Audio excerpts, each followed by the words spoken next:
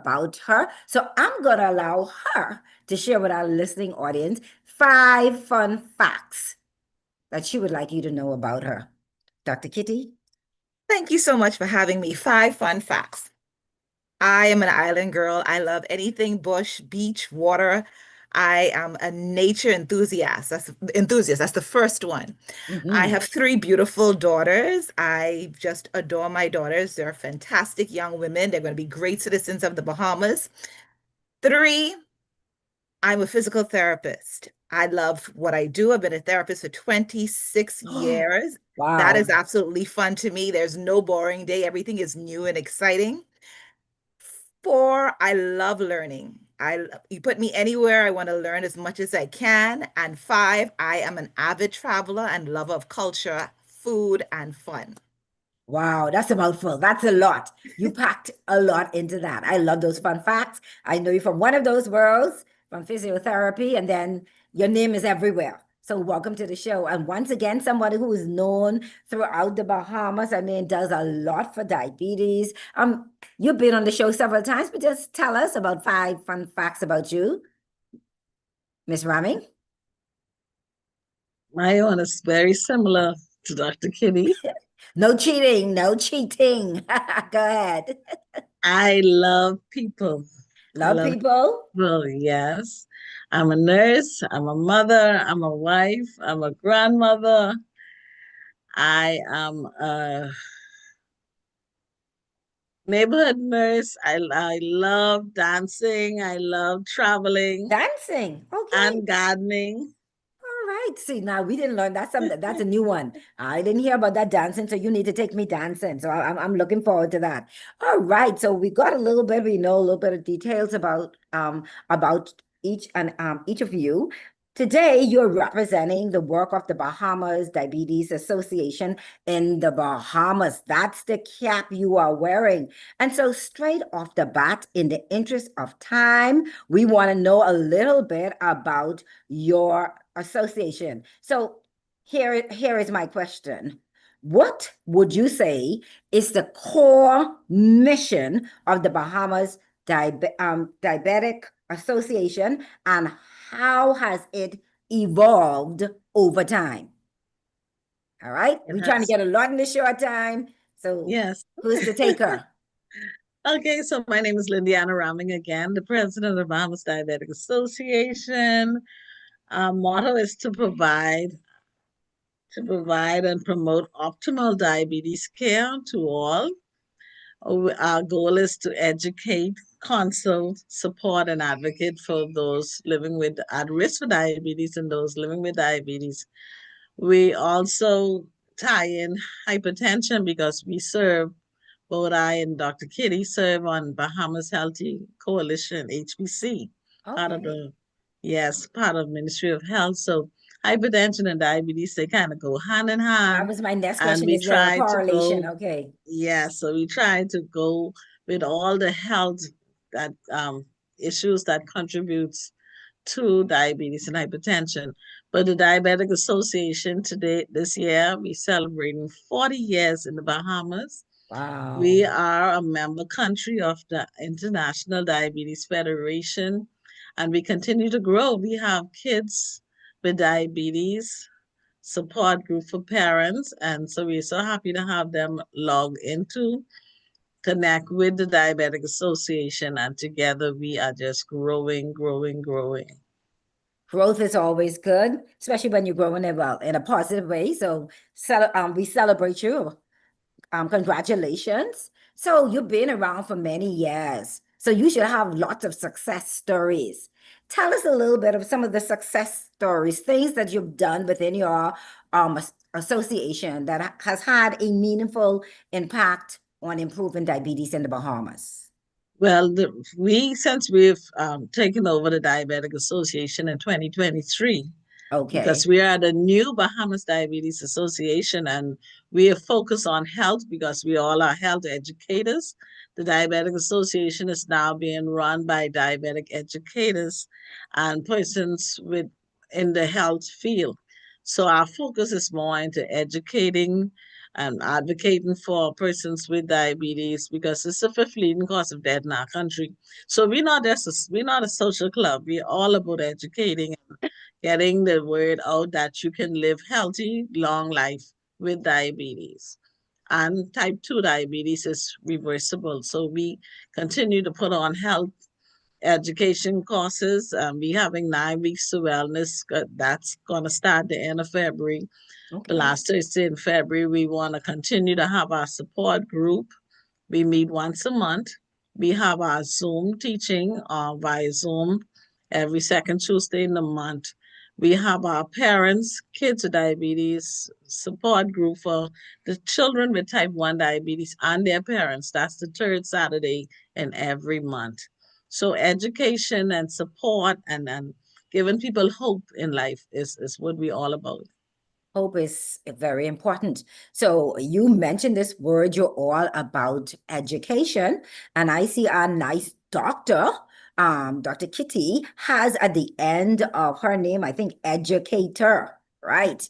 So, and I know, so I'm gonna pull on something I know I'm gonna pull from a word that I know she is passionate about. So as an educator doctor, somebody with diabetes, do we go with from where you stand as an educator? Are you just discussing natural medicine, like natural medicine that persons can use, your brush and all that, or it's prescription? Which, as an educator, what's the route? The route is having the conversation, bringing awareness to the actual presentation of the condition, Okay, meaning what makes you a diabetic? Are you measuring it? Have you been monitoring it? Have you been doing your annual checkups to make sure you know what all of your numbers are? And that's where it starts because you don't wake up one morning and become diabetic. There are numbers that we monitor. We monitor your HbA1c, and that's a fancy way of saying how your blood glucose has been presenting for the last 3 months. It gives us a very, very accurate viewpoint of how your whole insulin sensitivity is in the body. Now, I'm using all of these big words, but it's literally just going in and asking your primary care physician to do the necessary tests so we know exactly how your blood sugar levels are. We mentioned hypertension, what your blood pressure numbers are. And another number that we always look at is your cholesterol levels. So it's about the awareness and it's about measuring. We cannot monitor what we do not measure, and you need to be good point. mindful about it. And so that's where it starts from the awareness. Now, once you know what your numbers are, whether you do not have diabetes or you're not in the diabetic range or you're pre-diabetic, or you have diabetes, then the conversations can be tailored. But that's where we start from. Okay, so I love the approach. Now you see she's backing away from my question, right? So she give you, I love my doctor, very technical, staying away from. Okay, so we could pivot from there because I do agree. We're at point one and point two. So let's go. So point one, that's like the starting base. So where do we go from there? We go into point now, three and four. Let's see this navigation in terms of education. And I'm asking it for a reason. I'm glad that you said person should go into their primary physician and ask about the test for diabetes because my sister, right? So I'm asking from a whole different angle, and we still to this day cannot understand this. My sister died about 2 years ago. So some of you might have seen me on Facebook grieving miserably, all out there because it was such a shock. She Mhm, actually died from a diabetes spike. We didn't even know she had diabetes. mhm. And so, and then people will say, well, did she not go to the doctor? Be like, yeah, she went to the doctor. Like, so I don't know if that is a part of the regular routine or whether that is something. So that's why I wanted to linger there and then go on. Is that That's a something you should always ask for, or is that a part of the regular You should checkup? always ask for, especially in our Okay. population where they've done, we know the research states that 1 in 6 persons in the Bahamas is diabetic or pre-diabetic. That's a very Mm, high proportion. So we know one, because of nature and that's meaning your family predisposition if you have a hereditary or a component, and it also can be environmental, right? What are you doing? What foods are your family eating? Are you doing all of the things that takes you away from, getting diabetes? Now there are different types of diabetes too, type 1 and type 2, and I think sometimes we forget to talk about type 1, where some people have the deficit that their body does not make the insulin that they need to manage their blood sugar levels. So that's type 1. But I think when we have most of these conversations, it's more of the type 2 that we're focusing on, and it's very much lifestyle. So yes, you need to know your numbers. And that's why I wanted to start there. You need to know your numbers so you can have running conversations, informed conversations. Now, unfortunately, sometimes these tests aren't done for everybody, and we want to move towards that. We want to know, Mhm. and this is why I'm calling on the primary care physicians, because they're the Yes. gatekeepers, right? We have Yes. NHI that people have access to have this kind of care done. And so we want to make sure that when you go into your healthcare provider, your primary care physician, you say, listen, this is what I want. Could I please have an HbA1c done so I know what my numbers are? Once you have that, then you better know how to arm yourself, the precautions you need to take. And that's where the educators come in. I mean, we're here all the time. But like I said, the conversation becomes more specific if you are noted to be pre-diabetic or or living with diabetes. And so the conversation looks like, okay, what are you eating? What does your meal look like? And what I'm so grateful for is that we have a wonderful team of educators that are working the realm of dietitian and nutrition. So they can go far more in depth than I can on this. But the general Okay. rule of thumb is that we talk about your plate. What does your plate look like? How are we going to eat to reverse diabetes? If you take an 11-inch plate or a 9-inch plate, we say for the women, 11-inch plate for the man, half of that plate should be vegetables. All right, you green leafy vegetables, your colorful left vegetables. 1/4 of that plate should be a protein, your meat or your plant-based protein if you don't eat meat. And then the other part of that should be a complex carbohydrates or your starch. That in itself can help manage your blood glucose levels, right? We talk about staying away from certain foods. You don't want anything deep fried and battered. You don't want anything high in sugar. You don't want high processed foods. These are the kinds of things that we talk about. The same thing with empty calories. And empty calories looks like that drink that tastes so good when you put ice in it that you slurp it down so quickly, and you've probably taken your total intake of sugar in that one drink. So we want to stay away from the fizzy drinks, the sweet drinks. We want to drink more water, and in some cases, natural juice. Some of us can't even take natural juice right now until we get our numbers more regulated. But that's what it looks like. For me, this is my platform, physical activity. Are you moving? Are you getting your 30 minutes of activity every day? So that's the kind of conversations that we start. Like I said, they get more intricate and more specific depending on the way the person presents. But I hope that's what you're looking for in my answer. And if you don't, ask me another question, and I'm sure me and Nurse Lindiana can dive deeper into the direction you want us to go. I I will want to accept. add, I just wanted to add the risk factors. The risk factors make persons, you say it's not probably not in your family, but they say a lot of people walking around have never even been diagnosed, had a test done to see if they have diabetes. But Absolutely. Mhm. obesity, the fact that we are black, if you have any NCDs, hypertension, diabetes, cholesterol, if you have any cancer, different conditions, contributes to you developing diabetes. So you have to make sure go and have your tests done to know. It should be a part of the annual physical along with It should. being tested for the endocrine system. The thyroid, you need to be tested also. Hormonal change and all of that going on. So we have to do annual physical. Everybody, we service the car, but we don't go and get our body service, which should be every year. We should go and have our annual and have ask the doctor, please check me for diabetes. And so once you do it, once you have your test done, then you realize, or you find yourself peeing a lot, or you're losing the weight, you're eating a lot, all these signs and symptoms that, hey, you're developing diabetes, you feel numbness in your feet, and all kind of complications. And then they run the test, hey, you have diabetes. So, and then our diet, sedentary lifestyle, we don't exercise like that. We don't manage our stress. We don't sleep well. We don't eat well. So all of that contribute to developing type 2 diabetes, which Wow. is reversible. But you have to discipline yourself. You gotta Okay. have some self-control and eat the right food, right portion at the right time Mhm. of the So day. based on, thank you so much. That's a lot of valuable information. So based on your numbers, that's how you determine whether it's a type 1 or a type 2. How do you determine, what's the determining factor? Is it No, the we say numbers? Does it? the type 2 is reversible. Now, type 1, your pancreas isn't producing sufficient insulin and is usually seen like more developing in children or Mm, teenagers. But you have some adults who the pancreas ain't producing, so they on insulin, mind you. But that's not reversible. You can't do anything about, all you can do is try to eat properly too and with insulin because your body's not producing it. That's type 1.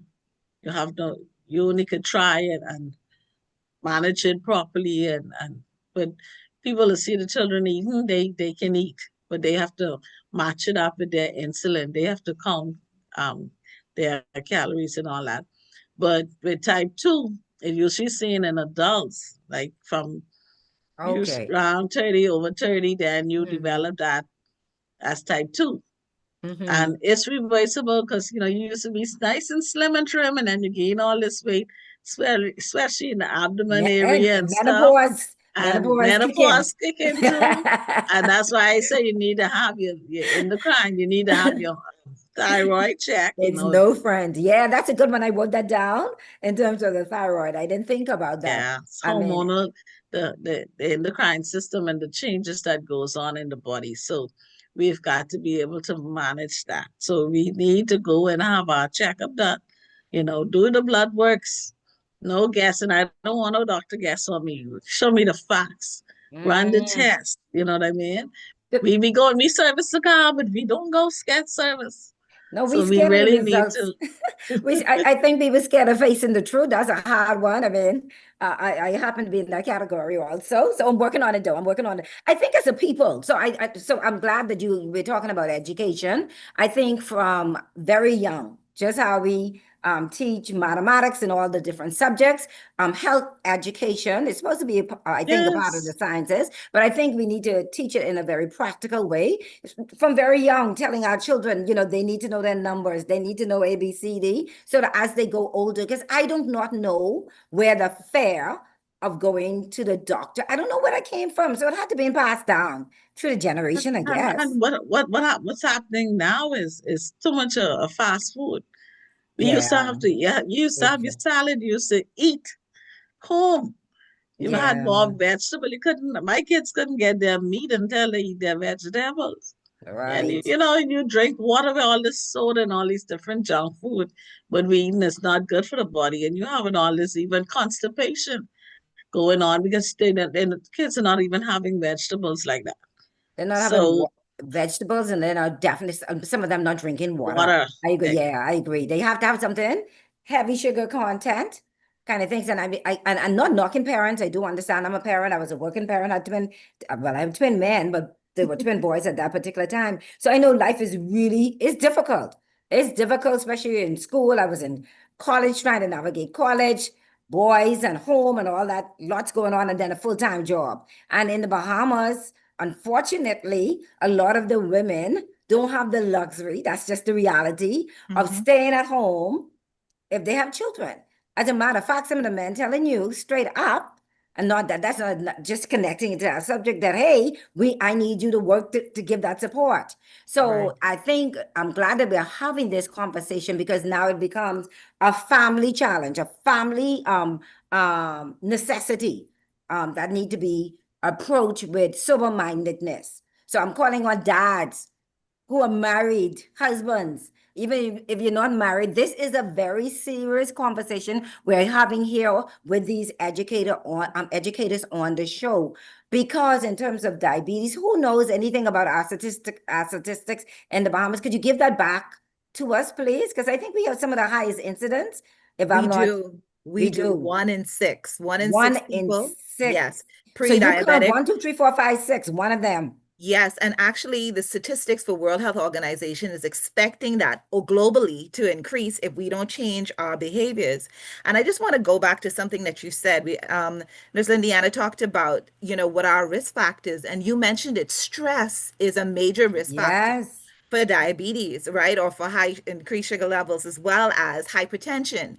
And so as we talk about this, and I go right back to my first point about being mindful, again, Hmm. that's very important, how you handle yourself, and you have to be aware of what's going on around you. There's a great question in the comments in the chat, and they're asking, what are some of the common signs of diabetes? What are the physical signs? I can tell you number one, numbness and tingling in your hands and feet. If you have numbness and tingling in both hands and your feet at the same time, we call it, well, it could be in the hands or it could be in the feet, but it's usually in both at the same time and the same distribution. We call that the stocking and glove symptoms or presentation. That's a sign that your nerves, your peripheral nerves, are being impacted by your high blood sugar levels. So that's one of the signs. Another sign is frequent urination. Now, if you find yourself going to the bathroom frequently, that's because your body is trying to get rid of that excess water, trying the sugar is too high. And so the cells needs to get rid of that, right? So you have that frequent urination. Fatigue, if you find yourself being tired, more than you normally are tired. You're resting, you're sleeping, but you still find yourself tired. That's one of the signs. Skin sensation, I talked to you about that before, but then you can also look for darkening patches. Sometimes people see it behind their neck, they can see it on their face.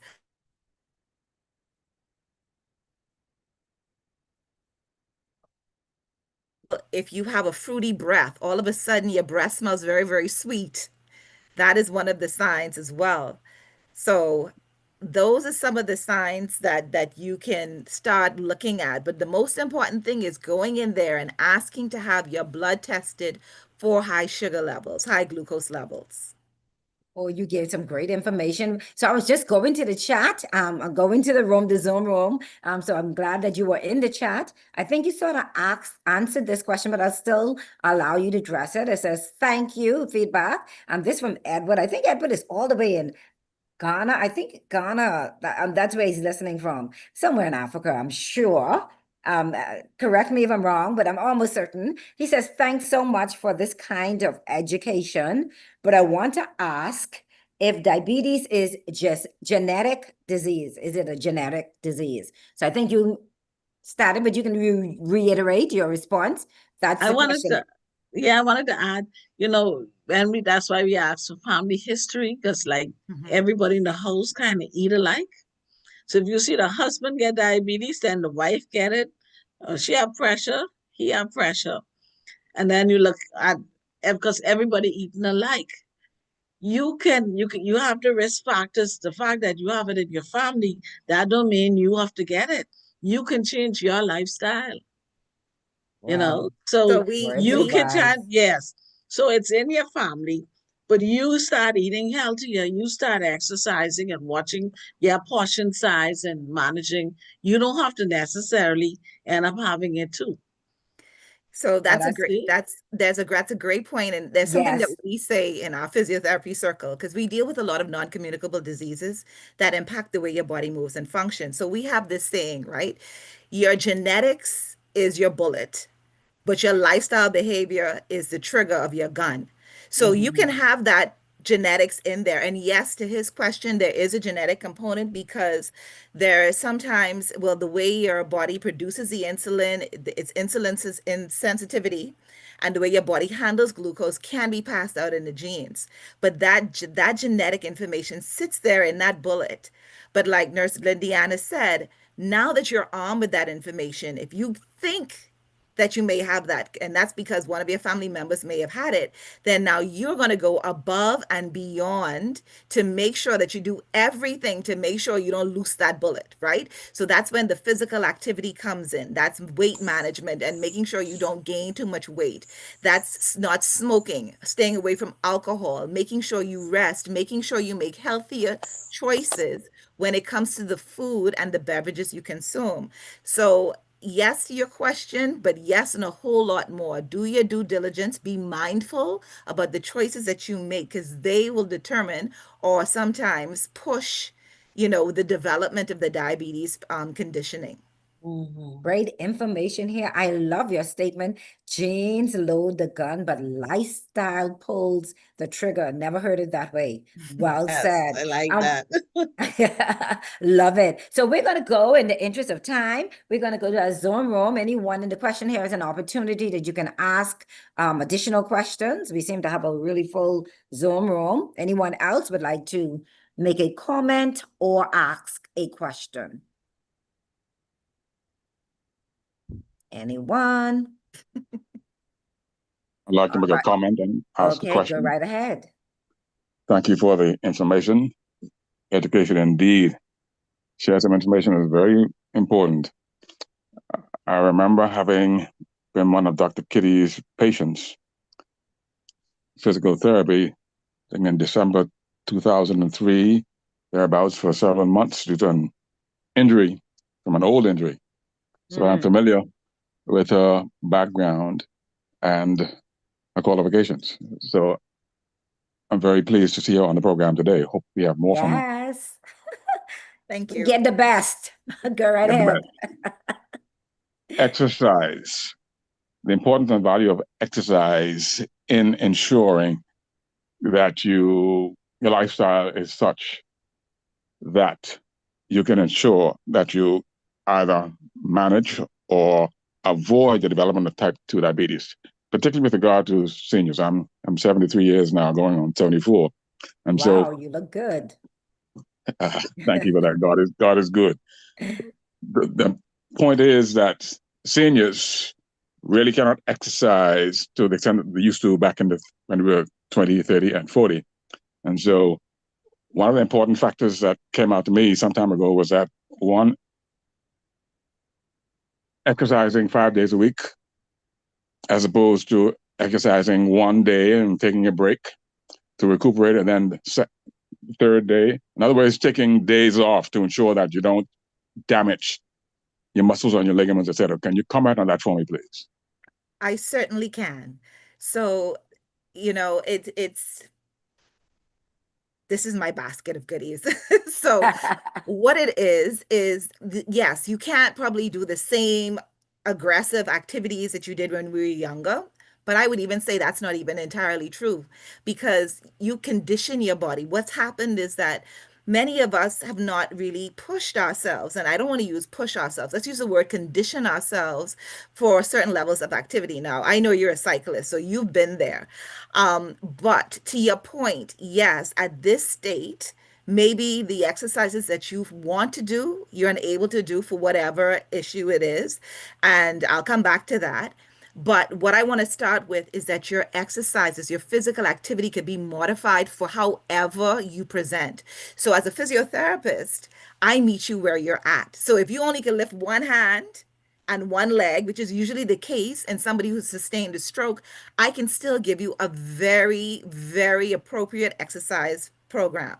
So I meet people where they're at. So if you may have challenges, and this is a big thing, we've done a lot of work in the last year or two talking about the importance of balance when it comes to mobility and physical activity, because many times our healthcare professionals, our physicians said, well, you just need to exercise, but nobody's assessed that person's balance. That person may not even realize that balance is a challenge as it is, but they know they don't feel right moving around, so they choose not to move. So sometimes the exercises might just look like standing in place, standing in one leg, marching in a spot for 10, 15 minutes, 5 minutes, or 2 minutes if that's what all you can take. But the focus is conditioning your body. So we find an exercise, a movement that's comfortable and safe for you, and we build on that. So we condition your body. So imagine you only being able to stand in place or walk in place for 2 minutes. But at the end of February or the end of March, you're marching in place for 15 minutes. Now we can get a little bit more aggressive and do some fancy stuff, right? We can add some hand work into it. We can do some sits and stands and squats to it. So I want everybody listening to this to be encouraged, no matter where you are in your physical level of ability, we can meet you there and create a physical activity program, an exercise program that's going to help you become more physically active, to help you become more motivated. And we know that physical activity helps us to manage our blood glucose levels more. So don't sit on the sidelines and say, I can't go in. I'm your coach. I will bring you, get you into the game, and get you to where you need to be. So feel free to reach out to us. There is a link that I've been posting in our chat. We want you to reach out to us. That is the Bahamas Diabetes Association's survey form or link form. If you're interested in any of these things, nutrition, medication, exercise, us having more and more conversations, please reach out to us, because this is why we're so grateful to Transforming right now for having us here and giving us the platform to have these conversations, because people just don't know what they don't know until we talk about it. And no question is simple or silly. Ask your questions, and it's our duty as diabetes certified diabetes educators to answer your questions and meet your needs. Wow, Okay. oh, go ahead. To be to be frank, you helped quite a bit there, but let me just brag a little bit. I'm still quite physically active. I know. Great. Good job. We need to make you From one of our 2012, poster people. from 2012 to about 3 years ago, I had two young grandsons, and I became their unofficial coach and trainer for basketball, baseball, tennis, and swimming. So they kept me very active. Physical. Good Unfortunately, job. they moved to Canada about 3 years ago, and so my physical activity diminished considerably to the point where I felt like I was getting a little bit sluggish. So I reinstituted some of my programs. For example, I still do my push-ups and pull-ups and jumping and rope and squat thrust every day, except for Saturday and Sunday. But I still gained a little weight around my mid-section. So my concern was getting rid of that. And so I didn't want to do any serious stretching kind of things. But the reality is that there's so much that is put out on YouTube that you tend to get Overwhelmed. overwhelmed in terms of making choices that fit you, that sort of thing. So But what you're there's a talking about is ensuring that you, with your help and people like you, that helps to ensure that we don't become overwhelmed and we find the ones that actually suits us. Yes, sir.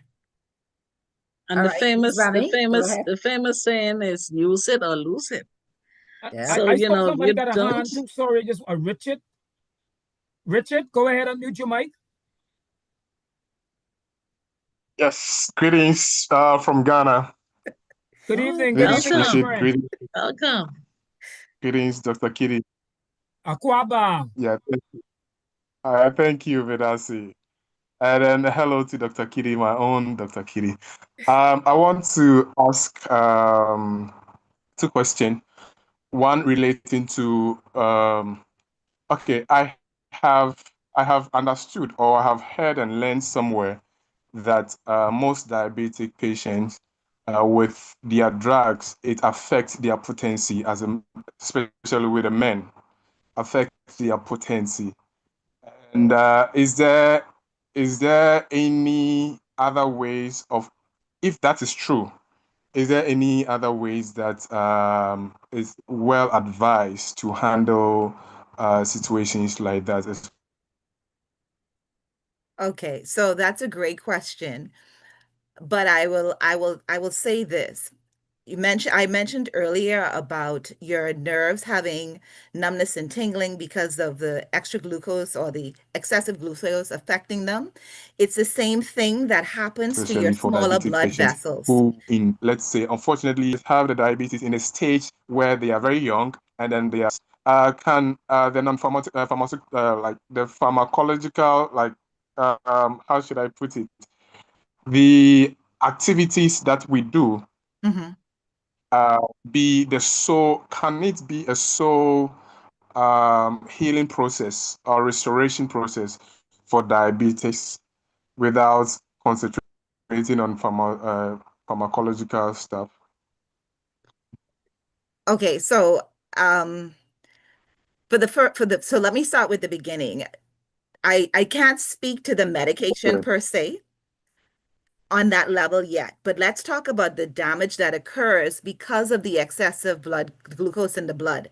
So I mentioned about the nerves being affected because of excessive glucose, right? It also affects your blood vessels, and where we see it is in the vessels of your eyes. This is why some people experience blindness from excessive blood sugar levels. They also experience kidney failure. And the sexual organs, because those vessels are so small, they're impacted first.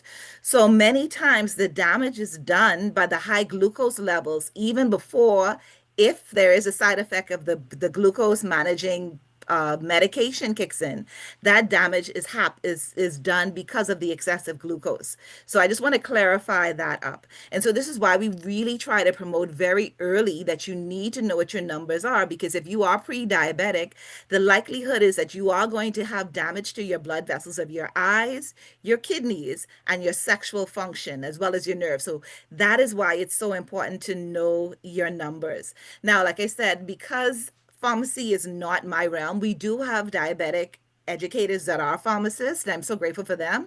We could probably definitely come back and give them the platform so they can talk more about that. But that's what I would say on that. So I know I didn't answer your question to its entirety, but hopefully I shed some light on that presentation or those symptoms of diabetes that can impact sexual function. And that is why we continue to educate. The more you keep your glucose under control, then you Mhm. wouldn't have all of these adverse effects because you end up going blind. You can't. Kidney So failure. kidney failure, heart, it just affects so much fine nerves, fine blood vessels in the body. So, and not just for men, for women too. Mhm. And then your sex drive diminishes because, and then it pulls down your low self-esteem and destroy relationship. But with that, if you, I tell people, do not just focus on that. Um, Concentrate on that. If you have affection, if you love someone, if your relationship is healthy, it's more than one way to skin a cat. So do not just focus on the sex, but foreplay and everything like that. It helps.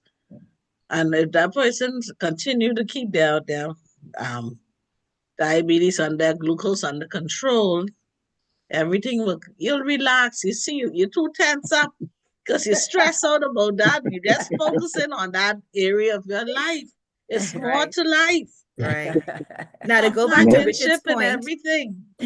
sorry, just to go back to Richard's point, he talked about plant medicine. And one of my other hats is a phytotherapist, a herbalist, and I'm growing in that field, and there's so much good product out there, and I don't want to call it product because it's plant medicine. It is the healing that the creator provided for us. And so again, this conversation comes under the umbrella of that you have done your due diligence. You know what your blood levels, your blood sugar levels are. You have had the conversation with your healthcare provider. There are many herbs that we know, plants that we know that helps to monitor, manage, and decrease your blood sugar levels. It increases your insulin sensitivity. It helps you metabolize it better. So yes, there are those plants that are there.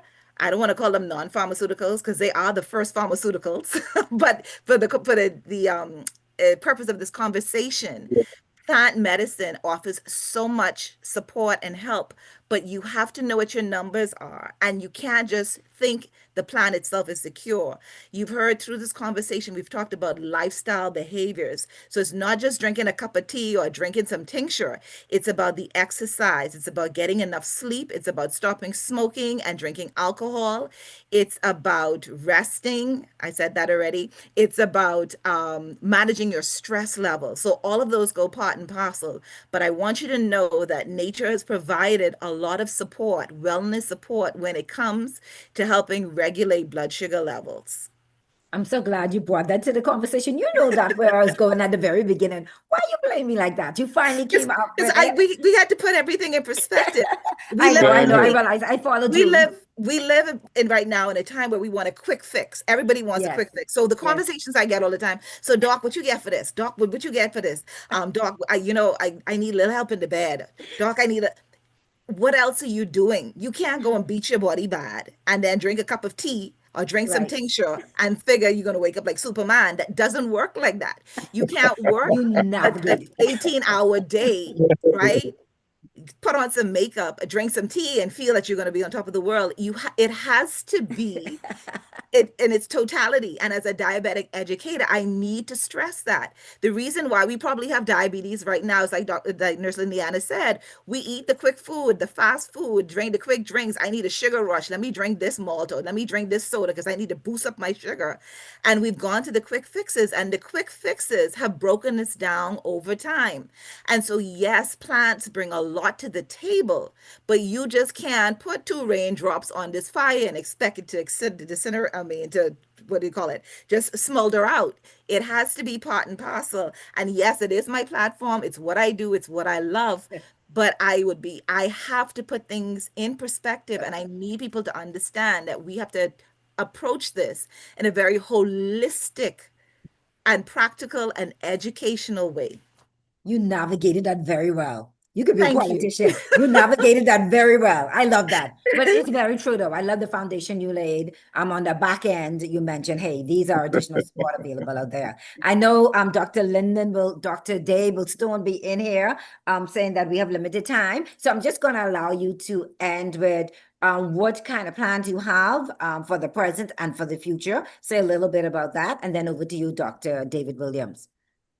I So want to either say one can that, speak. Go right ahead. yeah, like I said, we celebrate now 40th year, um, 40th anniversary, and we have a number of fundraisers because right now the Diabetic Association doesn't have a home. So we're trying to raise some funds. We need a home. We're having a prayer breakfast March 28th, Saturday, March 28th from Okay. 8 a.m. to 11 a.m. in the morning at Epiphany Anglican Church Hall. That's where the prayer breakfast is going to be. Then we're having a Gulf for Diabetes April 25th. That's Saturday morning, Gulf for Diabetes as a fundraiser. That's interesting. And yes, and November, on World Diabetes Day, November 14th, we want to have a banquet because we really honestly need a home. I have all the supplies. We had to move from where we were at Carmichael Road at St. Mary's Anglican Church Hall. We're no longer there. So we in dire need. If you know of a place that we can rent that is reasonable, um, it'll be a blessing because we want to be able to continue to educate persons on diabetes. Like you say, we're having our 9 weeks to wellness. We're going to start, it's going to be on the last Thursday of every month. So if you cannot do the Adventist 8 weeks to wellness on a Monday, then check us out on that for that Thursday class. And try and education is key. And Doc, even if you're at risk for diabetes or you have family members with diabetes, you could come and do the class. It's absolutely free. So we are hoping to get more sponsors to carry on putting on free classes for those with any NCDs because Nurse all is Raming, I got to connected. interrupt you. Got to interrupt you for a minute. I got to sign off. You right on the button, and afterwards you could continue because we still got people on Facebook, YouTube, as well as on the Zoom. You've been listening to the program Transforming Lives on Global 99.5, Cable TV 974, Facebook, YouTube, and Zoom. Again, 8 weeks to wellness beginning tomorrow. If you just join us, message me for 336917 at the New Providence Seventh Adventist Church, $25 donation. There's a spot available for two individuals. If you want to join and you're not in a position to afford that $25 donation, message me at 433-6917. That's tomorrow, 6 p.m. Don't you meet me there. You ought to beat me there. Thank you on behalf of Dr. Adley, Nurse Raming, my coach Jackie Gardner, Professor Don Major, Dr. Mark, and all of you. Once again, we're here on Transforming Lives on Global 99.5 every Sunday live, 4 to 5. Cable TV 974. We encourage you, join us next week Sunday. Thank you for watching and have a wonderful afternoon. Hi, everyone. Okay, we'll be off the radio so you can continue. If anybody still want to ask some questions, they can ask, or you can share Nurse Raming or Dr. Adley. Okay, I just wanted to ask, there was a question in the chat, and what are your thoughts about fasting protocols to mitigate diabetes? So I put a short answer there, right? I put fasting depends on your current health status. There are different types of fasting. It has to be determined if you're healthy enough to partake in the fast of your choice. Your physician and your nutritionist slash dietitian should help. And I am going to be as so forward. Did she go? Shandira was right on air. We had our resident nutritionist on the chat, and I was going to put her on the platform, and she looked like she signed off. So Right there somewhere. I hope she That's does. right. So, Miss Smith, if you're on our nutritionist, our diabetic education nutritionist, she would have been the perfect person to answer that question. I was very vague in my answer, but hopefully that was enough information to set you on the right course for that. Where did she go? Any other questions? But I think, Doc, you answered that pretty well, because with fasting now, if you're a type 1 diabetic, they don't recommend you fast. But if you're a type 2 diabetic, come on, before you go fasting, you have to check your blood glucose. You can't go fasting and you're at 70. We don't recommend that at all. But a little fasting, and then like Dr. Kitty said, you have food fasting, you have liquid fasting, or giving up a meal. But you want to be wise as you fast, because you don't want to fast. We don't want our blood glucose under 70, because you're going to be starving the brain cells. When you listen, you're drowsy, you can't concentrate, and you could collapse and end up in a coma. So we don't want blood sugar under 70. So be wise as you fast. And, but if you 200, 300, of course, you could do a little fasting and exercising and burn off some of that sugar. But if you're just in the normal range, 70 to 110, we want you to, not to fast for so long. We definitely don't want you under 70. And so that's my Nurse final. Indiana. Yes, Nurse sir. Indiana, let me jump in there quickly. First of all, congratulations on becoming the newest sex therapist in the Bahamas. Mel, I've been married for 40 years. Okay, I don't want to get into all your business, but that's okay. Yeah, I take your point. Thank you.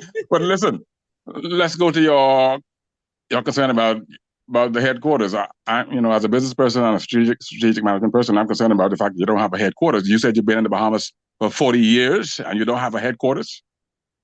No, sir, but we've been renting all along. We took over the Diabetic Association in 2023, and the former president died during COVID. So we happened to come together and reactivated the association and get it up and running. So Is this where? presently, we just moved out last week from the church hall. Okay. Wasn't Bradley Cooper involved with your Yeah, years program? ago. Yes, sir. Years Years ago, ago. Bradley Cooper was the president. That was a whole number of other presidents, but me being a nurse and a diabetic educator, we, I think, take it to another level, whereas we want to do more training, more teaching, counseling, advocating, because we even had, last year, we had courtesy call with the Prime Minister to advocate and have some more things done in the country for Okay. those Let me with ask you a couple of diabetes. questions. I want to Yes, ask sir. you some questions to kind of direct us in that direction. Do you have any kind of registry of diabetic patients in the Bahamas, in the country, whether at doctor's hospital or PMH or in your association? We have registered, but that's what lacking in the country because the government don't even know how much diabetics in our country. So that's one of our goals to be that number one registry, one-stop shop where the government can know what all they have in the Okay. country. I'm asking that because I'm looking at programs that I've operated and worked with in the past where you look at persons that are well off or professionals who would understand the situation and you could get to donate or contribute either by contacting them one-on-one or through some kind of program. For example, if you were to have a radiothon or a phonathon, perhaps even Dr. Dave might consent to having you use this program as to have some kind of radiothon or phonathon where you can have people call in while you do education, have people call in and pledge donations, that kind of thing. That'd be But great. but that's the kind of thing that you'll be looking at because this is such an important element of our society dealing with the fact, and I was involved in diabetes education a number of years ago because I provided products that were used to mitigate diabetes. So I am very well versed in the problems and situations of these kind of programs and what kind of the problems that these diseases cause in the country. And so I am familiar with a number of persons who had this particular program because I met many of them as clients over the last 10 years or so, seeking to find ways to mitigate, even to reverse and cure particularly type 2 diabetes. And so I'm mindful of the fact that I believe that maybe the time is now for somebody to take the reins and say, let's start doing like the Red Cross does, and let's find some ways to raise funds, because let's face it, this is a very serious problem in our country, in the region. So somebody, we got to take this bull by the horns and let's move forward. Yes, sir. Because when we met with the Prime Minister, I even asked him that see if I can have 2 days out of the week from my job to just spend time with diabetics, like they could be sent to from the clinics, referred from the clinics, put them in a classroom and let them teach them all about diabetes because the government's spending a whole lot of money on glucometers and strips. They invested in these things, so people don't know what to do with them. And people has been bringing bags and bags of strips and nice, you want some of these? And that time they was only given a month's supply. So Maybe you need to combine and coordinate with Sister Shish. Maybe she can help you find ways how do you get. She got a grant for a program. Maybe she can help you find out how to source grant funds so that you can move everything. I'm pretty sure there are lots of money available out there from organizations. I'm not even talking about just private donations. I'm talking about organizations that have funds that can be used for this kind of program. So maybe Sister Cher can help you or direct you in terms of moving forward as to how you can source some funds to do exactly what you're talking about. Educate the nation, but providing a base from which you can operate. And I'd be happy to provide my input somewhere along the line to move forward in that particular direction. appreciate that, sir. Thank you so much. Oh, I'd be happy to do that. Thank you. So if you know of any place that is recent, I mean, rent is so expensive, and we only get a small grant from the government, and sometimes we don't get that on time. So if Oh, you I get know it, about that. so you have to have money put aside to pay the people rent. So And if you know of any building that we could find that is reasonable, to and What appreciate. kind of building sometimes were you looking for? Before you get to Dr. Kitty, what would be the requirements for the space that you're looking for in terms of location and physical space? What would you need?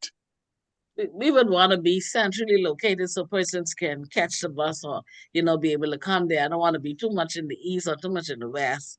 So if someplace centrally located, if it could be like a 2 bedroom where you could use the rooms to have classes, meeting areas, because right now with the kids with diabetes, we meet in Carmichael Primary School in their library. So if we need a place to meet that we won't have to pay, to meet. An arm and a leg. Well, Dr. Kitty, Yes, sir. sorry about interrupting you. Go right no, ahead. no, and what I wanted to say, it doesn't have to be a standalone for us alone. It'll be someplace that we can share. Like we can have particular nights. So maybe there is an institution or an organization that already has a meeting space. We need a few filing cabinets. That's the most important thing to house our documents. We want someplace central for that. But like President Lindiana said, someplace that we can meet. So it doesn't have to be ours 24/7, and though it can be a shared space. And it'll probably be good to collaborate as well because we can amplify each other's messages depending on what entity we share space with. So I just wanted to put that out there. So we're not looking for this massive edifice. We just want someplace that's comfortable, that's safe, that we can house our documents in and host our meetings when we have our meetings. I will actively keep my eyes and ears open. We appreciate that. Thank you. What about churches? Have any churches might be willing to share spaces with you guys?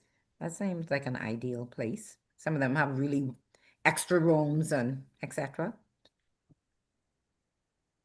No free one yet.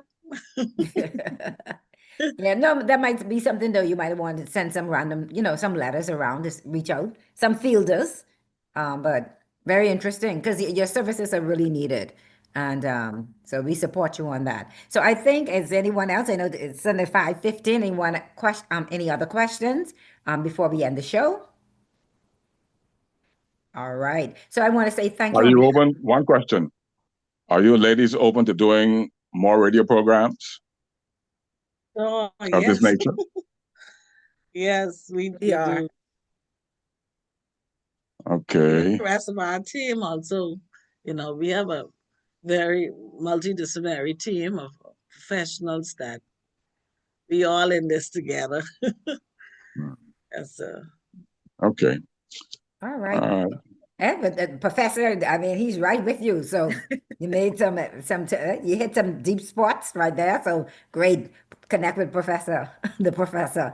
Thank you so very much. So on behalf of Transforming Lives, I want to say thank you so much to Dr. Kitty and Nurse Raming for being our featured guests. I told you that they were knowledgeable, experienced, and knowledgeable, and they did not disappoint. So, on behalf of Transforming Lives, thank you so very much. And we look forward to you joining us once again.